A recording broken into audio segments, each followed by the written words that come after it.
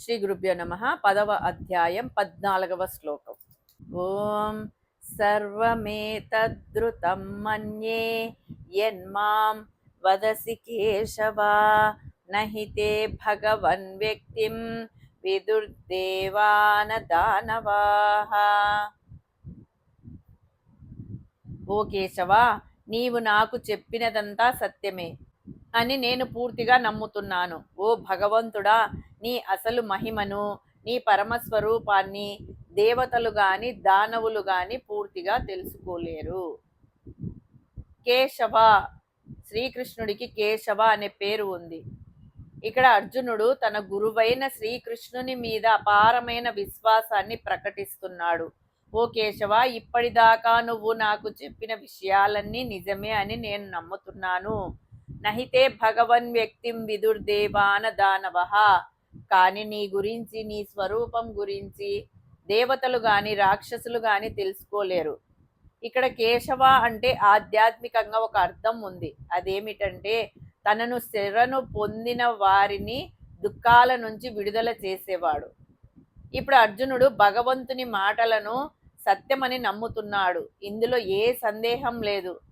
ఆ మాటల వెనుక ఉన్న భావాలను అర్థం చేసుకోలేకపోతున్నాడు. ఇవన్నీ విచారిస్తుంటే ఆయనకు ఏవేవో సందేహాలు కలుగుతున్నాయి.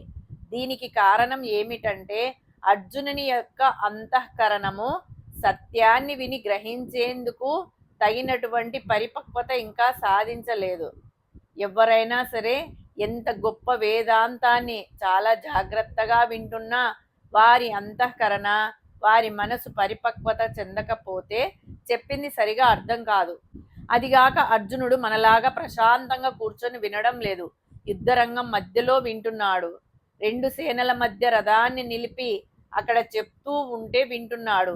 అర్జునుడు ఎంత శక్తివంతుడైనా, పరమాత్మ మీద ఎంత విశ్వాసం ఉన్నా, మనస్సు ఎంత ప్రశాంతంగా ఉంచుకుంటున్నా వాతావరణం మాత్రం ప్రశాంతంగా లేదు.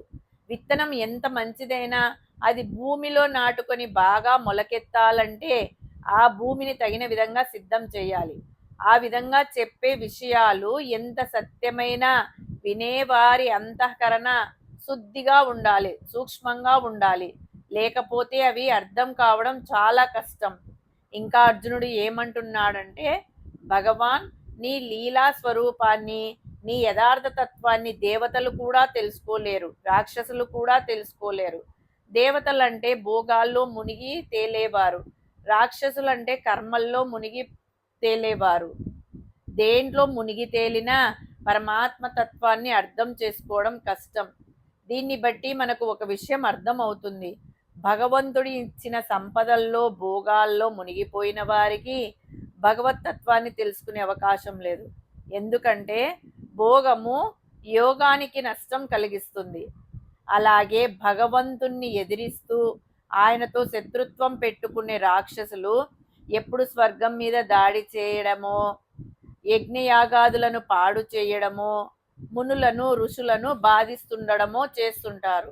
ఇలా పాపకార్యాల్లో మునిగిపోయేవారు కూడా పరమాత్మ యొక్క యథార్థ తత్వాన్ని తెలుసుకోలేరు. కాబట్టి భోగాల్లో మునిగిన, కర్మల్లో మునిగిన పరమాత్మ తత్వం అర్థం కాదు. భగవత్ తత్వాన్ని ఉన్నది ఉన్నట్టుగా తెలుసుకోవడం ఎవ్వరికైనా సరే సాధ్యం కాదు. ఎవరు పరమాత్మ తత్వాన్ని తెలుసుకుంటారు అనేది పై శ్లోకంలో చెప్పబోచున్నారు. హరి ఓం తస్సత్.